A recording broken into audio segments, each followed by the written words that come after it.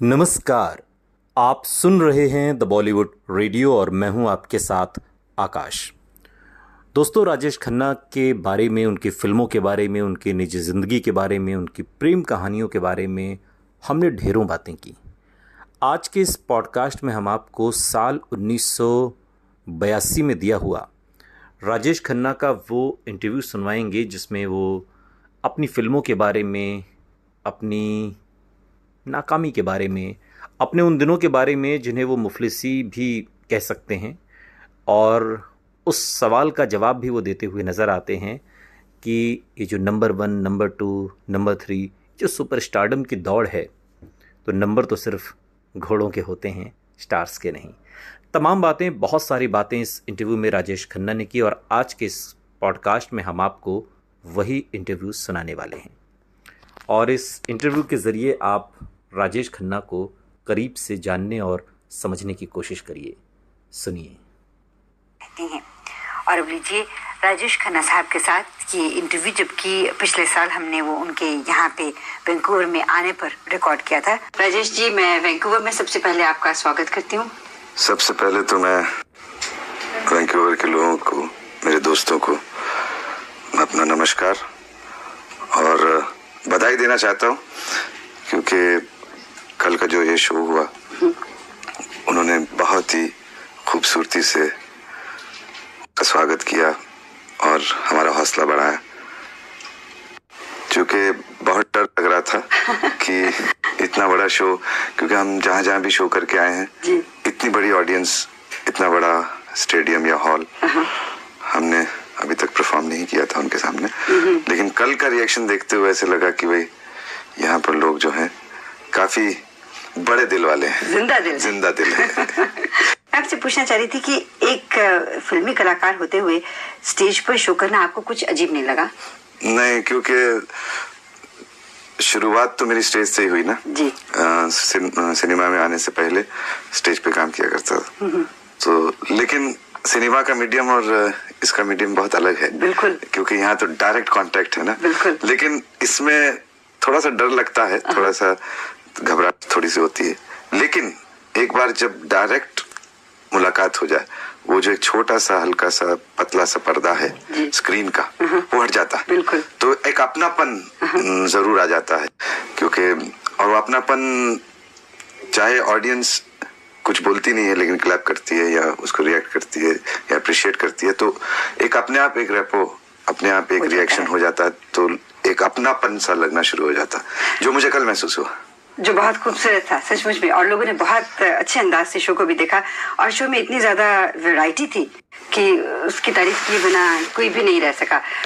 ये जो इस तरह के शो होते हैं, उनमें आने से पहले आपको क्या बहुत मेहनत करनी पड़ती है, तैयारी करनी पड़ती है? नहीं, ये जो कल का शो था स्पॉन्टेनियस था। अच्छा। हाँ, कि नथिंग प्लान। हाँ, जो गाने भी थे वो भी प्लान नहीं थे। ये था कि भाई हाँ, इस गाने के बाद ये गाना होगा, ये गाने के बाद, बट बाकी जो कुछ भी था वो स्पॉन्टेनियस था और ऑडियंस। मैं सोच रही हूँ कि अगर आप लोगों को 2 दिन का आराम दे दिया गया होता, उसके बाद शो करने को कहा गया होता, तो शायद इससे बहुत अच्छा था, इससे भी बहुत बेटर होता, बहुत खूबसूरत होता।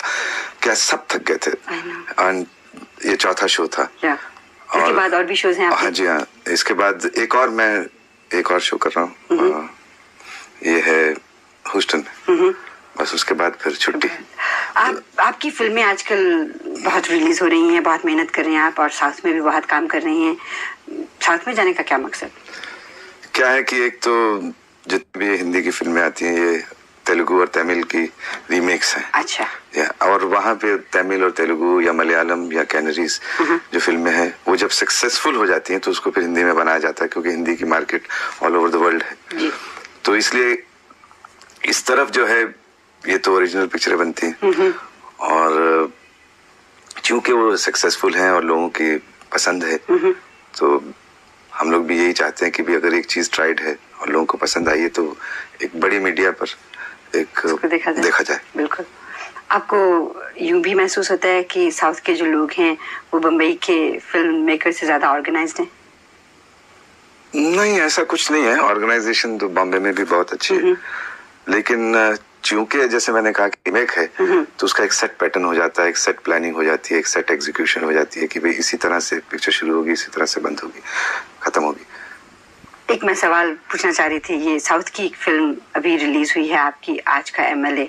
क्योंकि हम भारत से इतने दूर बैठे हैं, हमें हकीकत का खास पता नहीं रहता कि क्या हो रहा है क्या नहीं हो रहा, लेकिन अफवाहें सुनते रहते हैं देश में देश में क्या ये मैं समझ गया।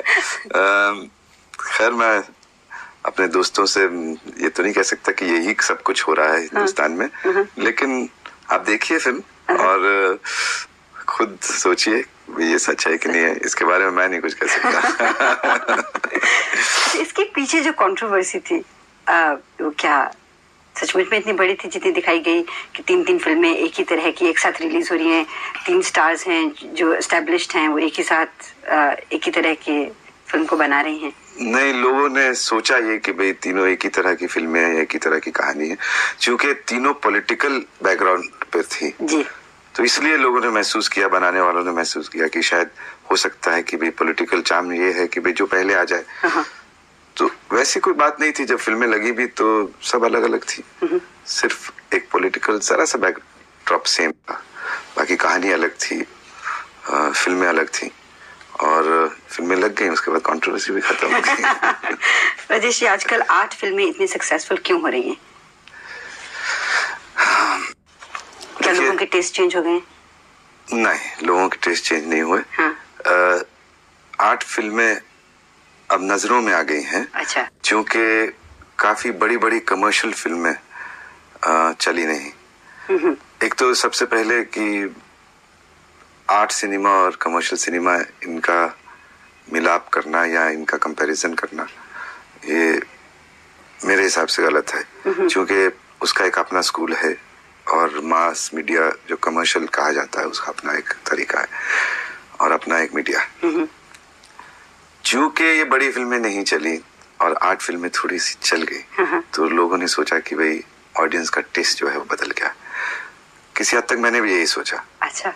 तो 2-4 8 फिल्में बहुत अच्छी गई कमर्शियली भी, और एप्रिसिएशन ऑफ द क्लासेस भी हुआ, लेकिन उसके बाद मेरी एक फिल्म आई जैसे मकसद जी, अभी हाल ही में रिलीज हुई है, अभी 3 हफ्ते भी नहीं हुए, तो इतनी बड़ी हिट हुई है कि सोचा नहीं जा सकता। और वो मसाला फिल्म, और वो मसाला, हाँ, वो मासिस का जो मीडिया है, अच्छा। उस पर बेस्ड बना है। तो इससे पता चलता है कि नहीं, वो भी फिल्म चल रही है और इतनी चल रही है, तो ऑडियंस का टेस्ट चेंज नहीं हुआ है। चूंकि बड़ी फिल्में कुछ नहीं चली और ये 8 फिल्में चल गई थोड़ी सी कमर्शियली, तो लोगों की नजरों में ये हुआ कि अब हम 8 फिल्में ही देखेंगे या 8 फिल्में ही देखी जा सकती हैं, और इस मसाला जैसे आपने कहा फिल्मों को रिजेक्ट कर दिया जाए, लेकिन ऐसा हुआ नहीं। और ये मकसद उसका एक उदाहरण है। जी हाँ, लेटेस्ट एग्जांपल। मैं सोचती हूँ कि भारत में जो मैगजीन्स होती हैं, जो लोग बातें करते हैं number 1 star, number 1 heroine, number 1 hero, ये जो स्टिग्मा दे दिया जाता है या एक पदवी दे दी जाती है, उस पर बहुत ज्यादा वो एम्फसाइज करते हैं। नंबर 1, नंबर 2, नंबर 3 जो है, what I feel is only horses has numbers. I don't think stars should have numbers in number 1, number 2. Stars are stars. Stars are stars. Artists are artists. जब आप 60s और 70s में पूरी film industry को ही नहीं बल्कि भारत के सभी नौजवानों के टेस्ट को, उनके कपड़े पहनने के अंदाज को रूल कर रहे थे, उस समय आपको किस तरह से महसूस हो रहा था? अच्छा महसूस हो रहा था। सारा फैशन आपने चेंज कर दिया था। क्या है कि ये जब ऐसा वक्त आता है जब आपकी फिल्में बहुत चलती हैं, लोग आपको पसंद करना शुरू करते हैं, तो नेचुरली अंदर एक हौसला बढ़ता है, एक एप्रिसिएशन होती है। और हम उस वक्त भी फिल्में जो थी वो, उनका एक स्टैंडर्ड बहुत अच्छा था। बिल्कुल। स्टोरी वैल्यू थी, एक ऑथेंटिसिटी थी, जो अब नहीं है इतना, क्योंकि अब शॉर्टकट टू कॉमर्स और सक्सेस हो गया है। कुछ साल हुए अपने हाथ में एक अफ्रीका से लाया हुआ, जी हाँ, अभी भी है। अभी भी पहनते हैं, इसके पीछे क्या कहानी है? ये किसी ने बड़े प्यार से मुझे दिया था। वही है जी, प्यार है। अच्छा जी, प्यार है। और इसको हमेशा पहनते हैं आप? जी हाँ। हर एक फिल्म में भी पहनते हैं? जी हाँ, इसे मैं निकालता नहीं, कभी नहीं उतारते। राजेश खन्ना को क्या अपनी जिंदगी में जितने भी रोल्स किए हैं उनमें से कोई रोल पसंद है, कोई रिग्रेट्स हैं, खुशी है? पसंद तो है, लेकिन सिर्फ कोई एक ही रोल नहीं, बेस्ट नहीं कहा जा सकता, लेकिन कुछ रोल्स हैं ऐसे, जैसे आनंद है, अमर प्रेम है, दुश्मन है, आराधना है, अवतार है, सौतन है। मतलब ये मिलाकर ये कहा जा सकता है कि भाई one of the best, one of the best, one of the best. और कमर्शियली भी लोगों ने इसे बहुत पसंद किया है। Rajesh Khanna as a artist क्या करना चाहेंगे? आज की तारीख में तो एक्टिंग ही कर रहे हैं, लेकिन बहुत जल्द I'm going to direct a film. मुबारक। जी हाँ। तो क्या है, अब 21 साल हो गए इंडस्ट्री में, तो अब ऐसे महसूस हो रहा है कि एक फिल्म मैं डायरेक्ट कर सकता हूँ। अच्छी बनती है, कितनी खूबसूरत बनती है, ये तो अब जब वक्त ही बताएगा। हमारी शुभकामनाएं आपके साथ हैं। जी, शुक्रिया।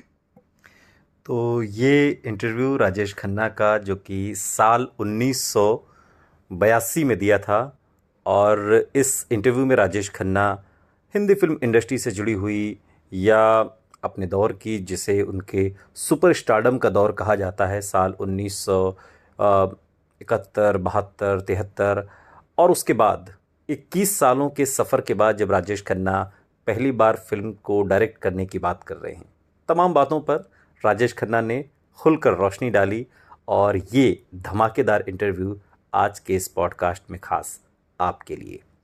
सुनते रहिए द बॉलीवुड रेडियो, सुनता है सारा इंडिया।